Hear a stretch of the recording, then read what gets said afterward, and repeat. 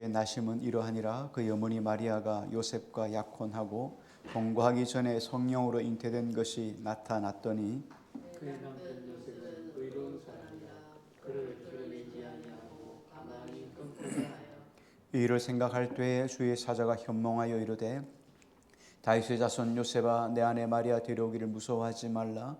그에게 잉태된 자는 성령으로 된 것이라. 아들을 낳으니 이름을 예수라. 이는 그가 자기 백성을 그들의 죄에서 구원할 자이시니라 하니라. 이 모든 일이 된 것은 주께서 선지자로 하신 말씀을 이루려 하심이니 이르시되 보라, 처녀가 잉태하여 아들을 낳을 것이요 그의 이름을 임마누엘이라 하느니라 하셨으니 이를 번역한즉 하나님의 우리와 함께 계시다 하니라. 요셉이 잠에서 깨어 일어나 주의 사자의 분부대로 행하여 그의 아내를 데려왔으나 아들을 낳기까지 동침하지 아니하더니 마음의 이름을 예수라 하니라. 아멘. 좋은 저녁입니다. 네, 오늘도 우리 주님과 주의 기쁨만이 있기를 주의 이름으로 축복합니다.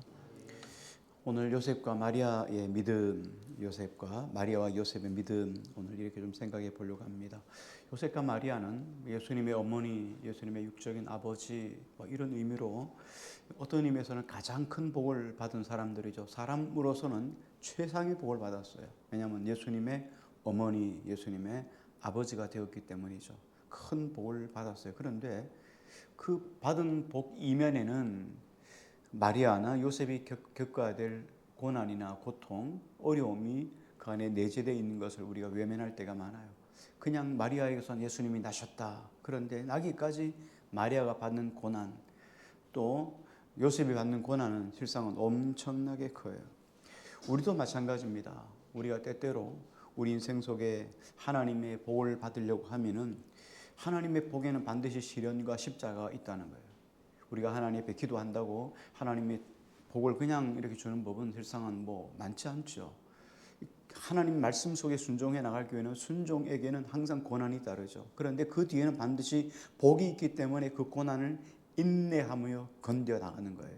그래서 인내라는 것이 우리 속에 있는 거죠. 오늘 마찬가지예요. 요셉과 마리아도 이 십자가를 이김으로, 이 고난을 이김으로 우리 하나님께 주신 하나님의 큰 복을 받을 수가 있었죠. 그런데 이 믿음에 보면 마리아와 요셉의 믿음을 보면은 인격적으로도 그렇고 또 하나님에 대한 믿음을 확실하게 붙잡았어요. 근데 이렇게 확실하게 붙잡는 이 믿음이 그들로 하여금 예수님의 어머니, 예수님 모친, 예수님의 부친이라고 하는 하나님의 거룩한 복을 받게 됐죠. 자, 그러면 먼저 오늘 두 사람을 동시에 생각하지 않고 우리 나누어서 좀 생각해 보려고 합니다. 첫 번째, 오늘은 마리아의 믿음 좀 생각해 보려고 합니다. 먼저 마리아의 믿음을 보는데, 육신의 어머니로서는 예수님의 어머니니까 지상에서 받는 최고의 복을 받았다고 생각할 수 있을 것 같아요. 왕 중의 왕 되신 예수님의 어머니로 섰으니까요. 하나님으로부터 마리아는 선택을 받게 되었어요. 오늘 말씀에 보면 23절 말씀을 한번 같이 볼까요? 23절로 같이요. 시작. 잉태하여 아들을 낳을 것이요 그의 이름을 임마누엘이라 하리라 하셨으니 이를 번역한즉 하나님이 우리와 함께 계시다 함이라. 하나님이 천사가 나와서 보라, 처녀가 잉태하여 아들을 낳을 것인데 그 이름을 임마누엘이라 하리라 그랬는데, 여기 보니까 처녀가 잉태하여 아들을 낳는다는 얘기는 언제 있었습니까? 이사야 7장 14절 이야기예요. 그러니까 수백 년, 수천 년 전에 이미 이사야 선자에게 하나님이 나타나셔서 야, 징조를 보여줄까 하며 왕에게 징조를 보여주는데, 왕이 징조를 구하지 않으니까 친히 내가 너에게 징조를 주리라 그랬는데, 그 징조가 이사야 7장 14절의 말이에요. 보라, 처녀가 잉태하여 아들을 낳으리니 임마누엘이라 하리라. 그때 이미 처녀가 잉태한다고 약속되어 있었단 말이에요. 예언되었단 말이에요. 그 예언이 한참 뒤에, 그렇죠? 한참 뒤에 마리아에게 임한 거예요. 그러니까 마리아는 하나님의 아들을 낳는 어머니로서, 통로로서, 모태로서 하나님 앞에 선택받았단 말이죠. 자, 그런데 이 선택이 쉬운 게 아니에요. 십자가의 길이고 어려운 길이란 말이죠. 오늘 우리의 선택에도 마찬가지인데, 예수님께서 마태복음 10장 38절에 보면 이렇게 이야기를 합니다. 또 자기 십자가를 지고 나를 따르지 않는 자도 내게 합당하지 아니하리라. 우리가 주님의 길을 가는 데는 십자가의 길이 있다, 십자가가 있다, 이렇게 이미 우리가 말씀하는 거예요. 우리가 예수님을 믿는다 그 자체가 어떤 의미에서는 그 자체가 고난이에요. 예수님 믿는다는 자체가 고난이에요. 우리 예수님 믿으면 복 받는다. 이제 물론 복 받아요. 세상이 알지 못하는 복이 있죠. 일단은 영적인 복입니다. 영원한 천국 구원받는다는 복이 일단은 거예요. 그 세상이 알지 못하는 복이죠.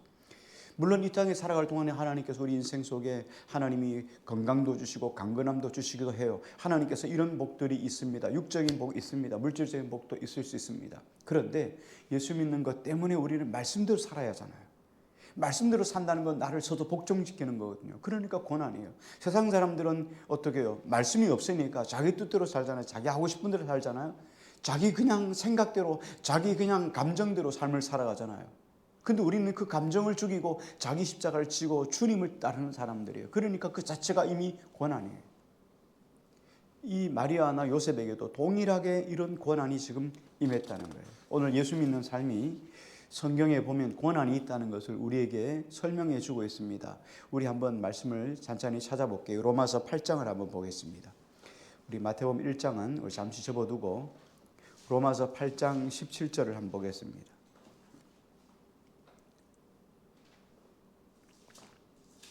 로마서 8장 17절입니다. 로마서 8장 17절. 하나님의 자녀임은 우리도 예수님처럼 상속자라는 거예요. 그런데 그리스도와 함께한 상속자인데 예수님이 고난받은 것처럼 상속자는 누구나 다 하나님 안에서 고난을 받는다는 거예요. 그러므로 영광을 받기 위해서 고난도 함께 받아야 할 것이라. 고난도 함께 있다는 거예요. 자, 빌립보서 말씀을 한번 볼게요. 신약성경 빌립보서 1장 29절입니다. 빌립보서 1장 29절입니다. 빌립보서 1장 29절입니다. 같이 읽습니다. 시작. 그리스도를 위하여 너희에게 은혜를 주신 것은 다만 그를 믿을 뿐 아니라 또한 그를 위하여 고난도 받게 하려 하심이라. 예, 은혜를 주신 것은 예수님을 믿는 것뿐만 아니라 고난도 받게 하는 거예요. 자, 믿음에는 은혜 안에는 믿음을 더 굳게 하는 것도 있지만 고난 받는 것도 있다는 거예요. 고난을 이겨내는 것도 있다는 거예요. 그래서 우리가 고난도 함께 있다 이야기고 디모데후서 말씀을 한번 보겠습니다. 디모데후서 1장 8절입니다. 디모데후서 1장 8절입니다.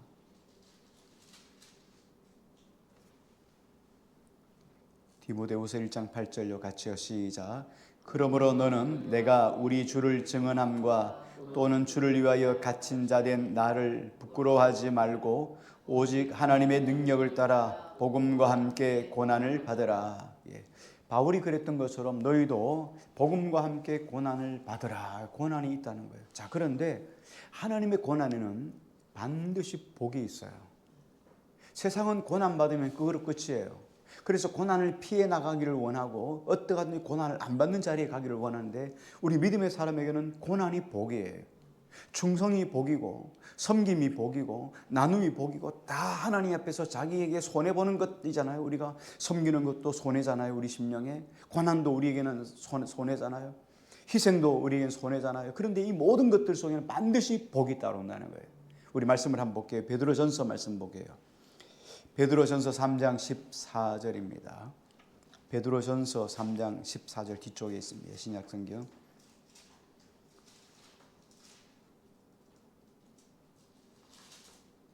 베드로전서 3장 14절입니다.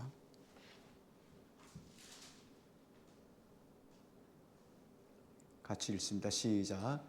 그러나 의를 위하여 고난을 받으면 복 있는 자니 그들이 두려워하는 것을 두려워하지 말며 근심하지 말고. 예, 고난을 두려워하지 말라는 거예요. 왜? 고난 있으면 복 있는 자라는 거예요.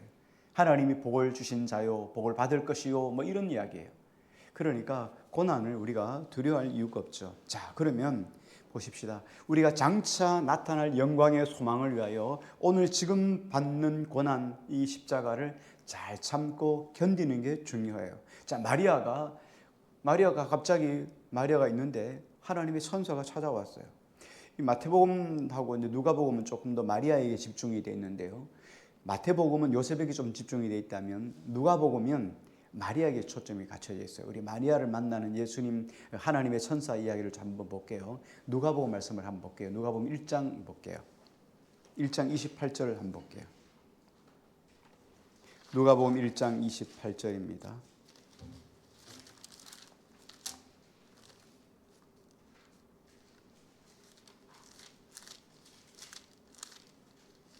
누가복음 1장 28절입니다.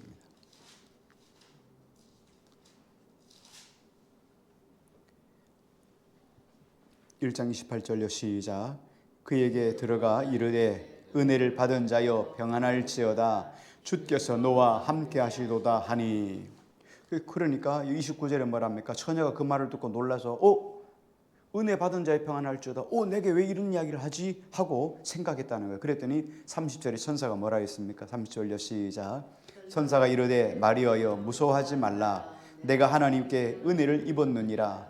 보라 내가 잉태하여 아들을 낳으리니 그 이름을 예수라 하라. 그가 큰 자가 되고 지극히 높으신 이의 아들이라 일컬어질 것이요 주 하나님께서 그 조상 다윗의 왕위를 그에게 주시리니 영원히 야곱의 집을 왕으로 다스릴 것이며 그 나라가 무궁하리라. 그런데 마리아가 어땠습니까? 34절 한번 볼까요? 34절 35절요. 시작. 마리아가 천사에게 말하되 나는 남자를 알지 못하니 어찌 이 일이 있으리까? 천사가 대답하여 이르되 성령이 내게 임하시고 지극히 높으신 이의 능력이 너를 덮으시리니 이름으로 나실 바 거룩한 이는 하나님의 아들이라 일컬어지리라. 자, 이렇게 말씀만 한 게 아니고 또 뭘 했냐면 그의 친족이었던 엘리사벳 이야기였어요. 엘리사벳하고 마리아는 사촌간이에요. 그러니까 예수님과 세례 요한은 사촌간이에요. 그런데 엘리사벳도 이미 어떻게 해요? 사가랴가 그가 하나님의 전에 대제사장이라 제사를 드리러 갔다가 하나님 만나 주시잖아요. 이제 너희 집에 이 대제사장 사가랴하고 엘리사벳은 늙어가지고 아이가 없습니다. 자녀를 낳을 수 없어요. 그런데 하나님이 그곳에 임하셔서 자녀를 낳게 했거든요. 엘리사벳의 태의 문을 열어서 하나님이 아이를 잉태하게 했어요. 자, 내 사촌 엘리사벳도 내 친족 엘리사벳도 늙어서 아들을 배웠느니라. 36절 임신하지 못한다고 알려진 이가 벌써 6달이 되었느니라. 자, 그러면서 대저 하나님의 모든 말씀은 능하지 못하심이 없느니라. 그러니까 뭐라 했습니까? 마리아가 어떻게 했죠? 38절 같이 읽을게요. 시작.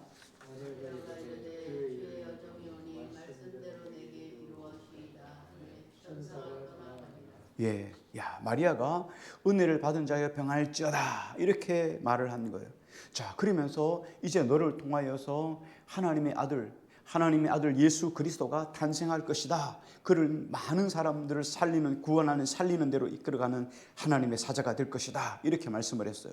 자, 그런데 이거 하나님의 아들을 잉태한다는 것은 이거 기쁜 일이죠. 복된 일이죠. 놀라운 일이죠. 그런데 생각해봐요. 지금은 아직까지 어떻습니까? 구약 시대예요. 구약이 끝나고 지금 예수님이 오시려고 지금 하는 이 신구약 중간이 끝나고 신약이 막 시작되는 관계란 말이에요. 그러니까 아직도 사람들이 율법을 쭉 가지고 온 전통이 그대로 있어요. 율법에는 처녀가 잉태하면 처녀가 임신했다 그러면 돌에 쳐 죽임을 당하는 거예요. 특히 정혼한 여자가 약혼했단 말이에요. 이제 지금 결혼을 앞두고 있는 여자가 지금 덜컥 임신을 해버리면 그럼 어떻게 돼요? 돌로 쳐 죽임을 당하는 거예요. 율법에는 반드시 쳐 죽여라 이렇게 이야기를 하는 거예요. 뿐만 아니라 요셉으로부터 요셉으로부터 멀어질 거 아니겠어요? 결혼은 끝이 나는 거예요. 그러니까 인생이 다 완전히 끝나버리는 거예요. 남편 잃어버리죠. 결혼 끝나버리죠. 그리고 하나님의 아들이라고 턱 나누는데 지금 이게 아들인지 아닌지 어떻게 알 수 있겠어요? 천사가 말해준 그 한마디 가지고 지금 인생을 걸어야 된단 말이죠. 그러니까 얼마나 지금 두렵겠어요. 그런데 결론이 뭐예요? 결론이 어떻습니까? 결론에 보니까 38절에 마리아가 이르되 주의 여종이 오니 말씀대로 내게 이루어지다 하며 천사가 떠나가리라. 다시 말하면 이제는 살고 죽는 일이 하나님께 속해 있습니다 하고 온전히 하나님께 맡겼다는 거예요.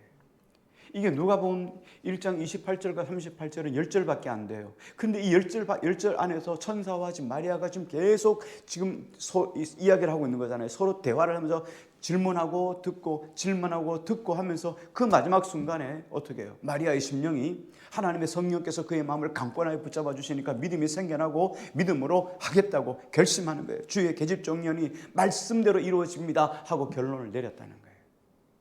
하나님이 은혜를 주셔야 돼요. 이게 물론 마리아의 믿음도 있겠죠. 마리아의 믿음이라고 하나님은 그렇게 칭해 주시겠죠. 그런데 중요한 것은 뭐예요? 성령이 그 마음을 붙잡아 주었다는 거예요.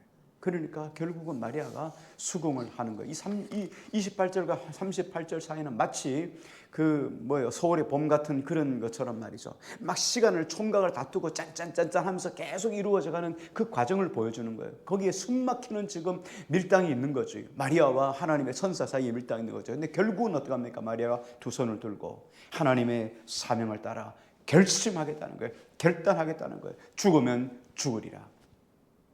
내가 돌에 맞아 죽으면 돌에 맞아 죽으리라 결단하는 거예요. 왜? 하나님께 맡겨드리는 거예요. 내가 임신했다고 사람들이 불러다 돌로 쳐 죽이면 할 수 없이 죽는 거죠. 왜? 계집종이니까 말씀대로 되기를 원합니다고 결론을 내렸다는 거예요. 오늘 우리 인생 속에 하나님 말씀대로 되기를 원합니다라고 말씀대로 모든 걸 맡기고 말씀대로 살려고 작정하고 나가는 자에게 하나님께서는 은혜를 주시지 않겠냐 이 말이에요. 이게 마리아의 믿음이에요. 자, 반대로 오늘 요셉의 믿음도 또 대단해요. 요셉의 믿음을 보면 우리 다시 마태복음 돌아가 보겠습니다. 마태복음 1장 19절을 한번 보겠습니다. 마태복음 1장 19절입니다. 1장 19절을 같이 읽을게요. 같이요. 시작. 그의 남편 요셉은 의로운 사람이라 그를 드러내지 아니하고 가만히 끊고자 하여. 자, 여기 지금 18절에 보니까 예수 그리스도의 나심은 이러하니 그의 어머니 마리아가 요셉과 약혼하고 동거하기 전에 성령으로 잉태된 것이 나타났다. 성령으로 잉태됐다는 거예요. 지금 마리아가 갑자기 배가 불러오기 시작했다는 거예요. 약혼하고 아직 한 번도 첫날 밤도 치르지 않았어요. 한 번도 관계가 없었어요. 그런데 지금 마리아의 배가 점점 불러오고 있다는 거예요.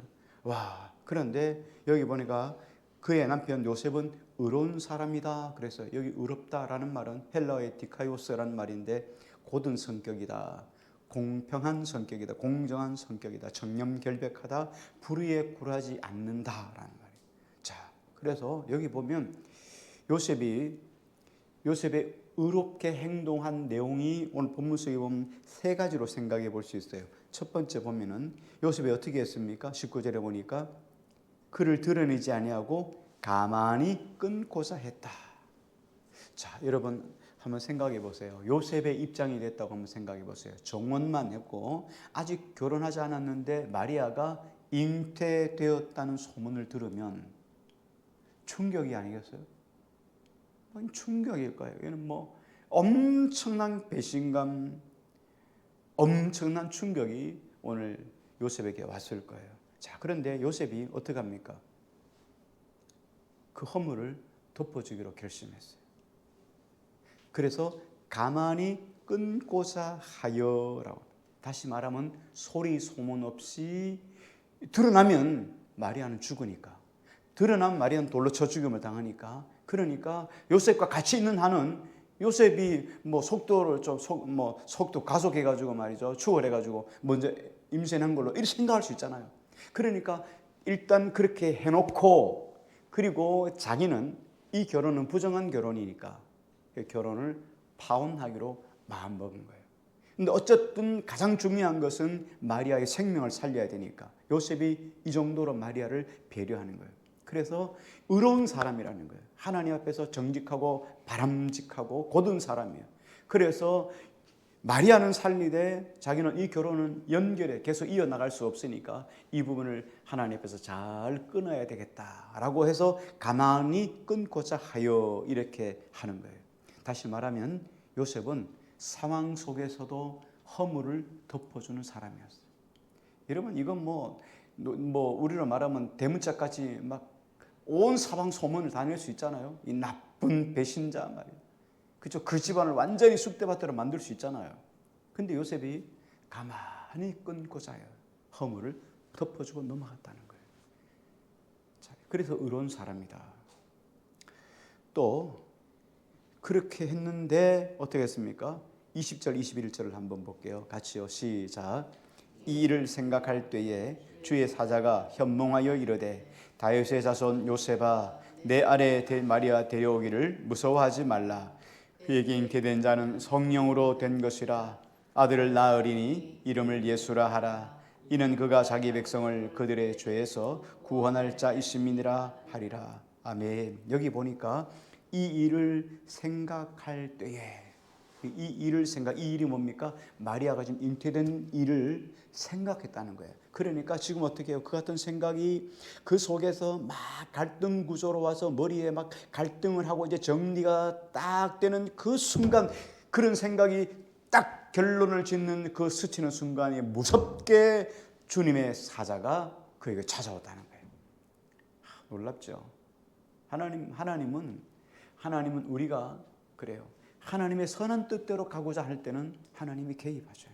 하나님이 반드시 개입합니다. 모든 일에 하나님이 개입하셔요. 그래서 다윗의 자손 요셉아 내 아내 마리아 데려오기를 무서워하지 말라. 그에게 잉태된 자는 사람으로 된 게 아니라 성령으로 된 것인 하나님의 아들을 낳을 것인데 그 이름을 예수라라. 이는 자기 백성을 저희 죄에서 구원할 자임이라. 자, 요셉이 전폭적으로 하나님 말씀을 믿고 인간적인 생각이나 인간적인 지혜를 버리기로 작정했더니 하나님의 선사가 나타나서 그에게 말씀을 하시는 거예요. 자, 그러니까 요셉은 어떻습니까? 자기 욕심대로 살지 않고 하나님의 뜻대로 살기로 결심했다는 거예요.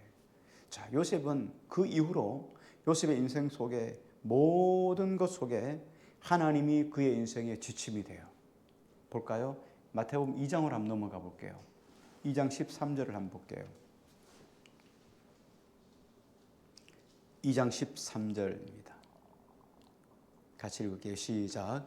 그들이 떠난 후에 주의 사자가 요셉에게 현몽하여 이르되 헤롯이 아기를 찾아 죽이려 하니 일어나 아기와 그의 어머니를 데리고 애굽으로 피하여 내가 내게 이르기까지 거기 있으라 하시니. 그래, 하나님이 이랬어요. 야, 지금 마리아와 예수님을 데리고 아기를 데리고 그 애굽으로 내려가라. 그랬더니 어떻게 합니까? 명령을 따라서 요셉이 애굽으로 내려갔어요. 애굽으로 내려갔어요.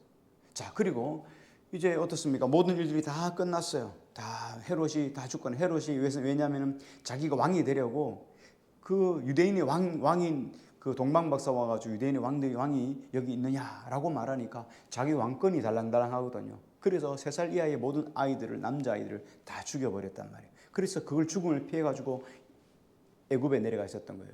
이제 그러고 나서 헤롯이 죽었습니다. 다시 하나님의 사자가 요셉에게 나타났습니다.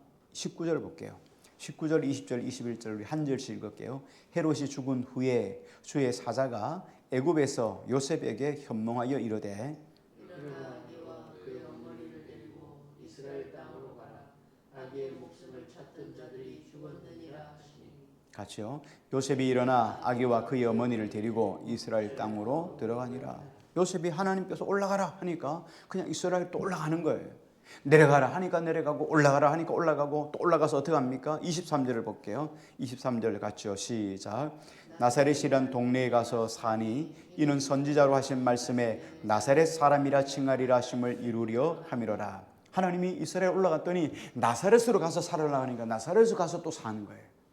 자, 여러분 이거 쉽지 않잖아요. 하나님이 가라니까 가고 오라면 오고 나사렛으로 가라니까 나사렛으로 가고 하나님 말씀에 순종해서 따라갔어요. 왜? 하나님의 자녀 예수님을 바로 안전하게 세우기 위해서 안전하게 살리기 위해서 그렇게 했던 거죠. 자, 그리고 여기 23절에 선지자로 하신 말씀에 나사렛 사람이라 칭하리라 하심을 이루려 함이라 하고 나사렛으로 올라왔어요. 그리고 나서 요셉의 생애는 누가복음에 예수님 어릴 때 예수님을 데리고 예루살렘 성전으로 올라갔다가 예수님을 잃어버리죠. 예수님이 성전에서 사람들에게 말씀을 나누는 것 때문에 예수님의 어머니가 나타나서 야, 너가 찾기를 왜 사람 어른들이 찾게 만드냐? 내 부모가 찾기를 원하느냐? 이런 말씀은 있어도 요셉은 그 뒤로 한 번도 나타나지 않아요.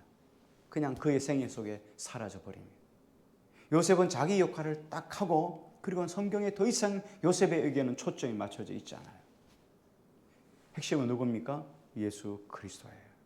자, 오늘 우리 인생도 마찬가지예요.